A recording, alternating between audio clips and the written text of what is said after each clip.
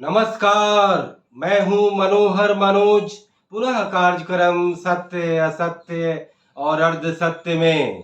दोस्तों आज हम बात करेंगे उस ऐतिहासिक महिला रिजर्वेशन पर जिसके तहत देश के विधान मंडलों में, चाहे वो केंद्र की संसद हो या राज्य की विधानसभा, अब उसके चुनाव में तमाम सीटों पर 30% जो है वो महिलाओं को रिजर्व किया जाएगा। यानी कि अब 30% या 1/3 के करीब अब केवल जो है महिलाएं चुनाव लड़ सकेंगी। इस बाबत नरेंद्र मोदी सरकार ने अपने कैबिनेट में स्वीकृति दे दी है और अभी अभी जो विशेष लोकसभा का अधिवेशन बुलाया गया है उसमें संसद के पटल पर इस विधेयक का मसौदा भी सामने प्रस्तुत कर दिया गया है। दोस्तों यह एक बहुत बड़ी घटना थी, एक बहुत बड़ा समाचार था जिसका करीब पिछले 2 दशकों से 2.5 दशकों से इंतजार था। हम बताना चाहेंगे कि कुछ ही दिन पहले या कुछ महीने पहले लोकसभा के विपक्ष के पार्टी कांग्रेस के एक प्रमुख नेता राहुल गांधी ने जब एक संवाददाताओं के साथ बातचीत के क्रम में जब यह पूछा गया कि आपकी जब सरकार आएगी या आप सत्ता में आएंगे तो सबसे पहला काम आप कौन सा करना पसंद करेंगे, तो राहुल गांधी ने कहा कि वह सबसे पहले महिला आरक्षण को वह तुरंत जो है विधान मंडलों के लिए लागू करेंगे। यानी कि उन राहुल गांधी के उस प्राथमिक मोस्ट प्रायोरिटी एजेंडे को नरेंद्र मोदी ने आनन फानन में अपनी सरकार के रहते हुए इस विशेष संसद के अधिवेशन में एक तरह से उस विधेयक को एक तरह से लाने की पूरी तरह से स्वीकृति प्रदान कर दी और एक बड़ा एजेंडा महिला आरक्षण का उसका कहीं ना कहीं एक श्रेय लेने का प्रयास नरेंद्र मोदी ने किया। दोस्तों हम बताना चाहेंगे कि अगले साल 2024 में लोकसभा के चुनाव होने हैं और चुनाव को देखते हुए मौजूदा सत्तारूढ़ मोदी सरकार वह कोई भी ऐसा एजेंडा खाली नहीं रखना चाहती जिसे लेकर उस सरकार पर सवालिया निशान उठे कि इस सरकार ने इस मुद्दे को, इस एजेंडे को और इस वादे को एक तरह से पूरा नहीं किया। हम बताना चाहेंगे कि ठीक 5 साल पहले 2019 का जब लोकसभा चुनाव होना था तो उसके पूरे नरेंद्र मोदी सरकार ने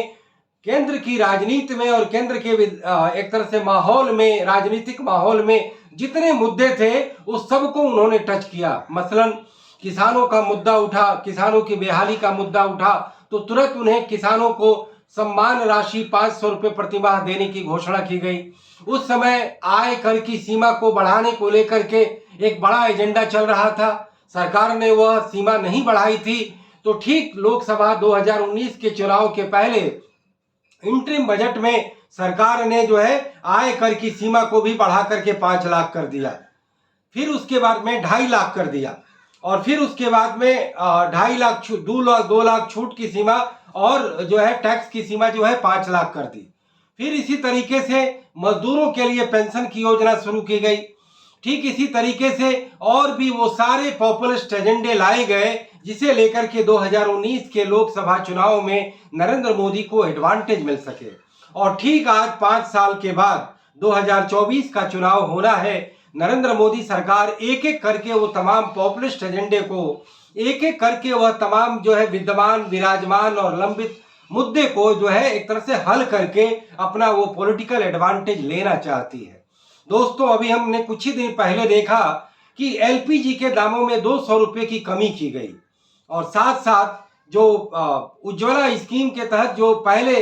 गैस आवंटित किए गए उसमें 200 रुपये की छूट अलग से दी गई थी। तो यानी कि 200 और 200 400 रुपये उज्ज्वला ग्राहकों के लिए और सामान्य ग्राहकों के लिए 200 रुपये की छूट दी गई। यह फैसला काफी देर से लिया गया, करीब 2 साल से सरकार के खिलाफ, मोदी सरकार के खिलाफ असंतोष का ये प्रमुख मुद्दा ये था कि एलपीजी के कीमतों में बेतहाशा बढ़ोतरी हुई। पेट्रोल और डीजल की कीमतों को जहां पिछले 1.5 साल से थामने का प्रयास किया गया वहीं एलपीजी और सीएनजी की कीमतों में लगातार बढ़ोतरी जारी रही और 2014 में जो गैस की कीमत करीब 400 रुपये थी वह बढ़ करके 1200 रुपये हो चुकी थी और अब मौजूदा समय में अब वह कीमत जो है करीब करीब वो 900 रुपये आम उपभोक्ता के लिए और 700 रुपये उज्ज्वला उपभोक्ता के लिए आ चुकी है।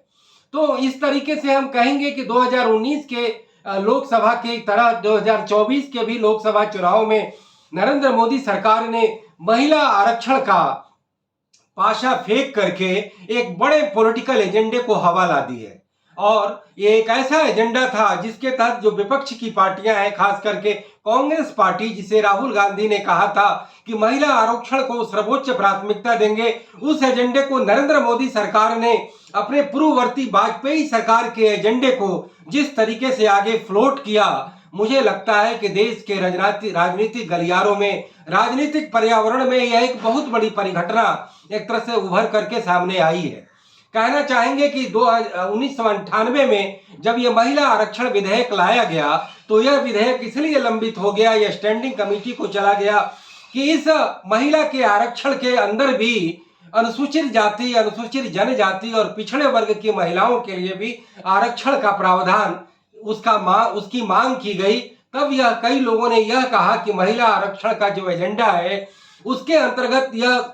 अनुसूचित जाति, जनजाति और पिछड़े वर्ग का आरक्षण का एक तरह से टैग ला देने से वह एक तरह से महिला आरक्षण का मुद्दा बेमानी हो जाएगा। लेकिन अभी नरेंद्र मोदी ने जो ये कैबिनेट में जो इस आरक्षण के मसौदे को स्वीकृति दी है, उसमें भली भांति अनुसूचित जाति और जनजाति के लोगों को आरक्षण देने का प्रावधान किया गया है।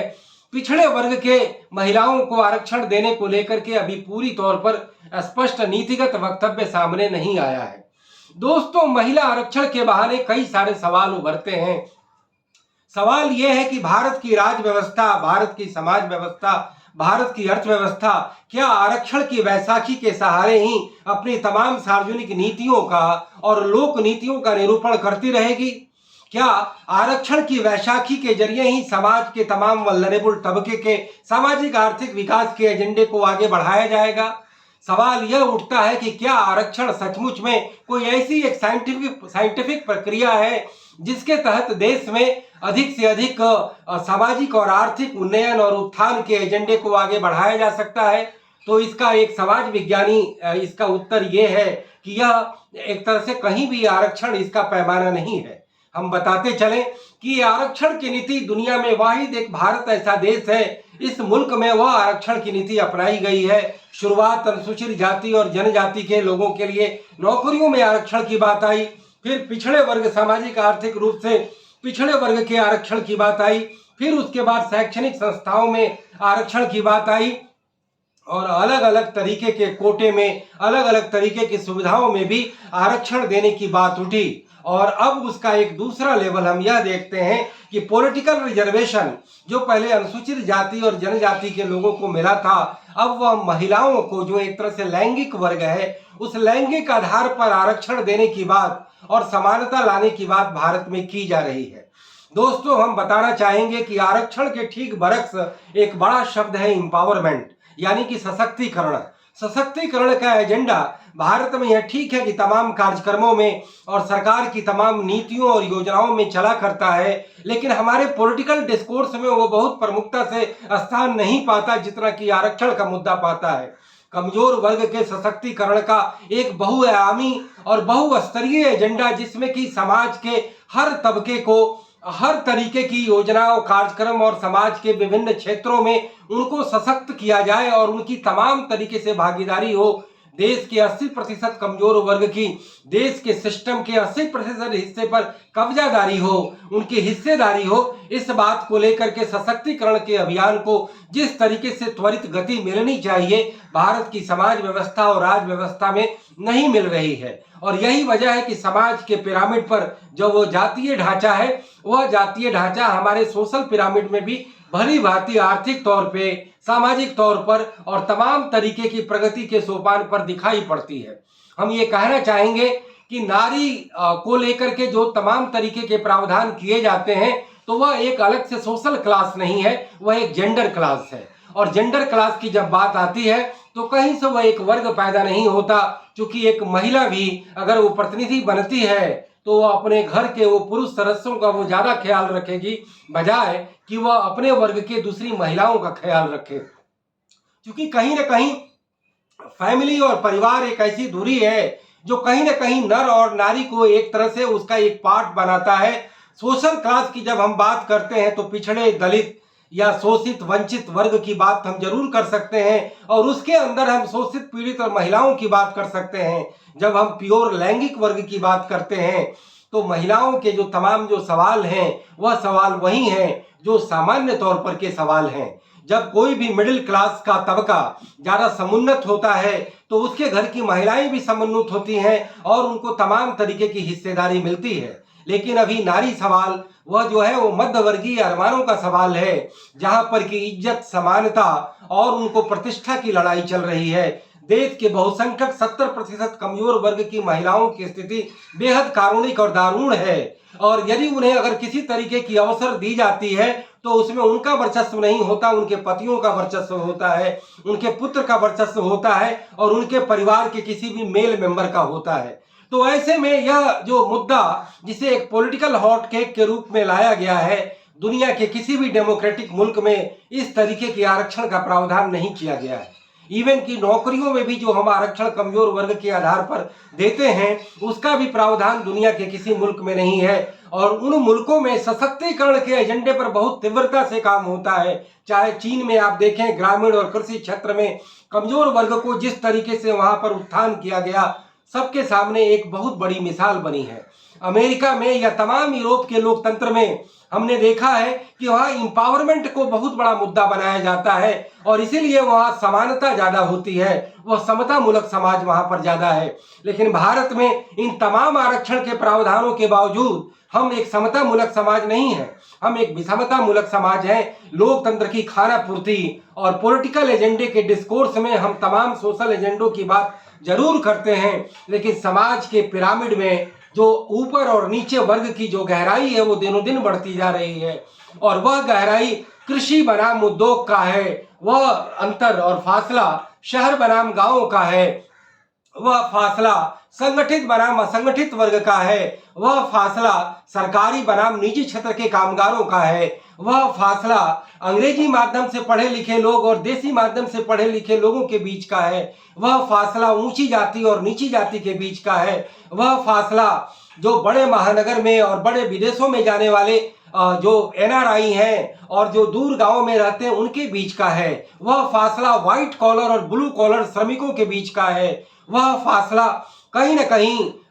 समाज में जो एक दो जो विभाजन रेखा बनी हुई है, जिसके तहत एक वर्ग जो है वह अगले 1000 सालों में भी वह स्थान नहीं पा सकता, जबकि दूसरा वर्ग अगले 10 और 20 सालों में अपनी दौलत को, अपनी प्रतिष्ठा को, अपने सम्मान को और अपने जीवन स्तर को कई गुना ज्यादा बढ़ोतरी कर रहा होता है। तो ऐसे में चर्चा का एक बढ़िया विषय है महिला आरक्षण। हम क्यों नहीं समाज को इतना बुनियादी तौर पर सशक्त और एम्पावर्ड बनाते हैं कि समाज के तमाम कमजोर तबके, चाहे वो सामाजिक तौर पर हो या लैंगिक तौर पर देश की महिलाएं हो या आदि आबादी हो, उनको स्वतः समाज में प्रतिष्ठा का स्थान मिले। कुल मिलाकर के 30 या 33% आरक्षण दे करके हम ये बात जरूर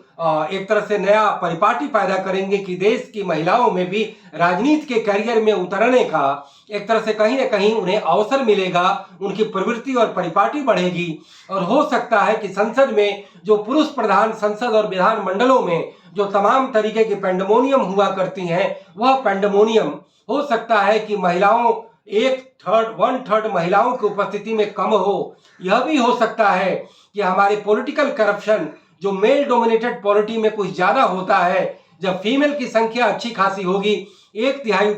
उपस्थिति होगी, तो हो सकता है कि करप्शन भी दूर हो। लेकिन हम इस बात की पुरजोर वकालत करेंगे कि महिलाओं में एक वर्ग नहीं है, केवल एक महिला वर्ग कह करके हम महिला सवालों को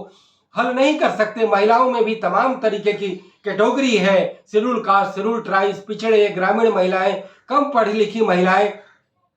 निम्न मध्य वर्ग की महिलाएं, इस तरीके की तमाम श्रेणियां हैं। उस श्रेणी के आधार पर ही महिला विकास के हम तमाम कार्यक्रमों को अपना सकते हैं, बढ़ा सकते हैं। बहरहाल महिला आरक्षण के जरिए एक बहुत बड़ा एक तरह से शॉट खेलने का काम नरेंद्र मोदी सरकार ने किया है, और जो इस तमाम एजेंडों से भरे भारत की पॉलिटिक्स में एक तरह से कहीं ना कहीं नरेंद्र मोदी का ये मास्टर स्ट्रोक है। अगले चुनाव में इसका कितना फायदा होगा, लेकिन यह एजेंडा 2029 के पहले लागू नहीं होने जा रहा, क्योंकि नए सिरे से संसद की सीटों का सर्वेक्षण होगा। संसद की कौन सी सीटें महिलाओं को आवंटित की जाए, इसका पैमाना होगा और कुल मिलाकर के नई जनगणना के हिसाब से महिलाओं की सीटों का निर्धारण होगा। तो दोस्तों, इसी नोट के साथ मैं अपनी यह बात समाप्त करता हूं। फिर किसी मुद्दे पर, फिर किसी सवाल पर पुनः बात होगी। इजाजत दीजिए। नमस्कार, जय हिंद, गुड बाय, शब बखैर।